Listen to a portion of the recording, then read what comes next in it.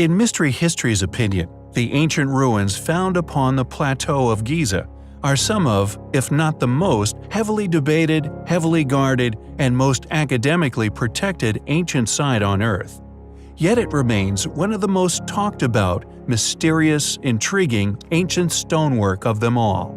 Many people are now aware of the anomalies, which were once tightly controlled secrets, surrounding the exterior features of the build, and, more importantly, the achievements that these feats once were.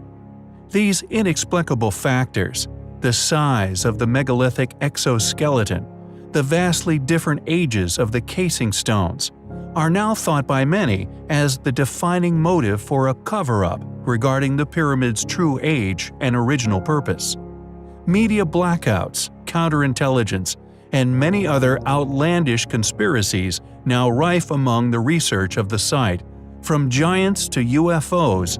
The ideas and theories people have put forward for their function, or indeed, what could be hidden in voids constantly discovered yet to be penetrated, these hidden rooms, along with their ancient entrances, remain a complete enigma, even in recent years, as advances in penetrative radar become a reality and accessible to self-funded individuals and research teams.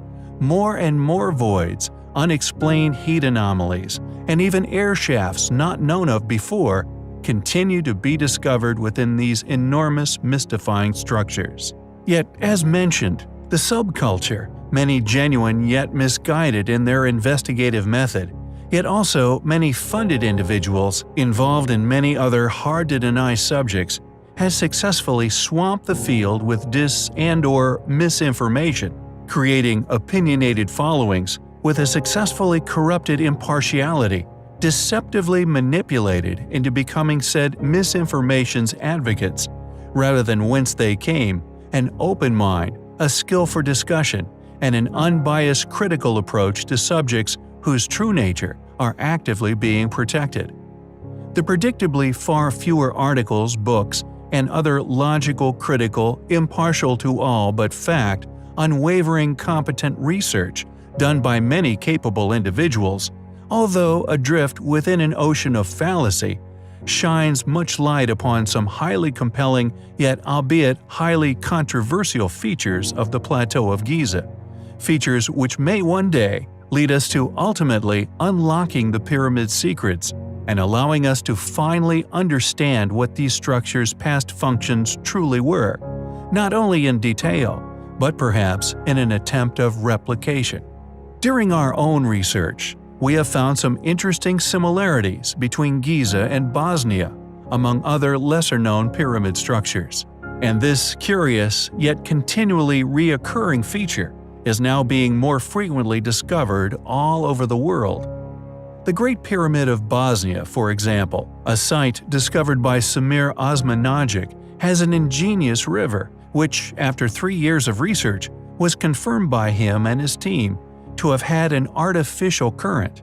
The reason for this is currently unknown, but it seems water was a significant factor in the past function of these ancient structures.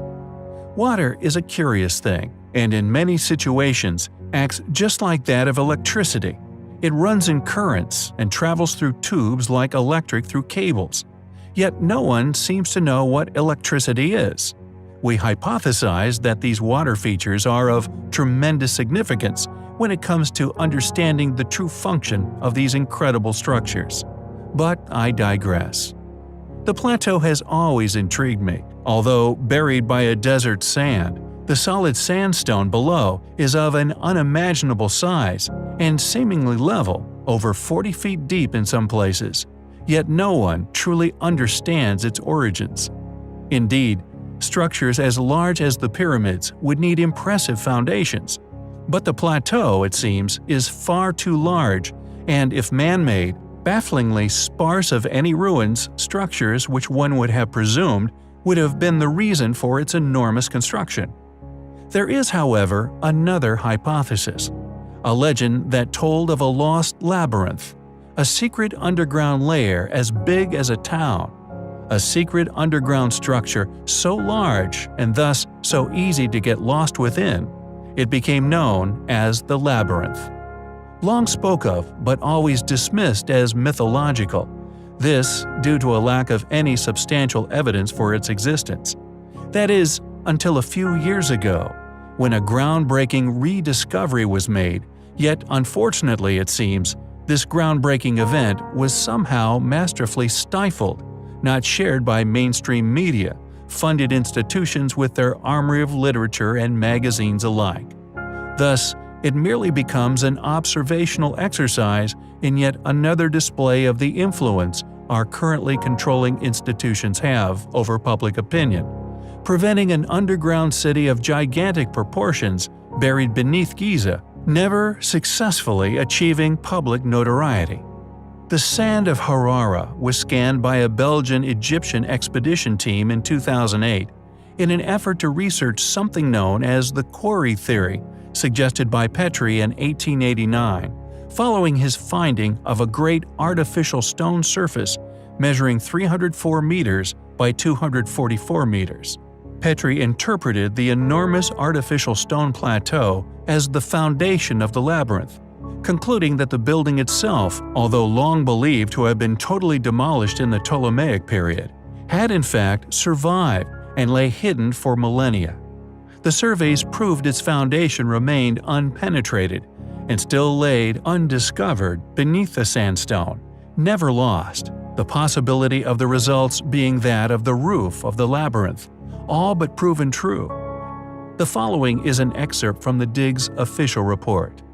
Quote, "Underneath this upper zone, below the artificial stone surface, appears, in spite of the turbid effect of the groundwater, at a depth of 8 to 12 meters, a grid structure of gigantic size, made of a very highly resistant material like granite stone. This proves the presence of a colossal archaeological feature, which has to be reconsidered as the roof of the still existing labyrinth." End quote. Are the legends true? Does the labyrinth of Giza still lay hidden, unexplored beneath the sands of Egypt? We find the evidence to suggest such highly compelling.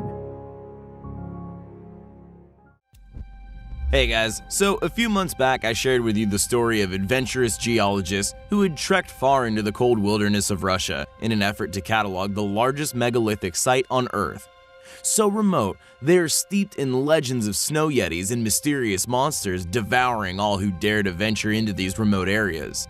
When I shared the amazing images of these stone structures, many argued that they were natural formations. Maybe because they struggled to conceive such enormous ancient ruins in such remote places. Discoveries that seem to be many hundreds of thousands of years old.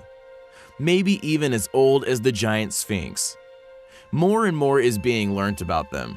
With ever more daring explorations of the ruins being undertaken, a team discovered a vault in one of the stone megaliths. An access vault that led them into an artificially made stone cavern system. These underground structures are truly massive and are undoubtedly constructed by an intelligent builder. Hidden for many millennia, these caverns are not only massive, but constructed using blocks placed upon one another that are over 50 feet in length in some instances, making these stones many thousands of tons in weight, seemingly placed effortlessly into the shape of underground walls. This discovery has not really shed light upon how the ancients built such structures, but rather pushed their apparent capabilities farther from our understanding. Not only are these structures purpose of vast mystery, but they also contain placed stones bigger than any we've ever discovered, even eclipsing the unfinished stone found at the ancient Chinese quarry known as Yangshan. A stone can be found here half cut away from the bedrock, in excess of 16,000 tons, thought by scholars throughout time to have been left at the quarry due to them not being able to move it. Yet, here we have stones placed into a cave system designed which even outweigh Yangshan. This not only proves they could move them, but lift them and work them. Just how many quote natural formations are really just extremely weathered, once extremely large stone-built structures? Maybe there are many stone granite hills, and even maybe mountains that dot our Earth, which were, before millennia of rain, grand structures of a forgotten people.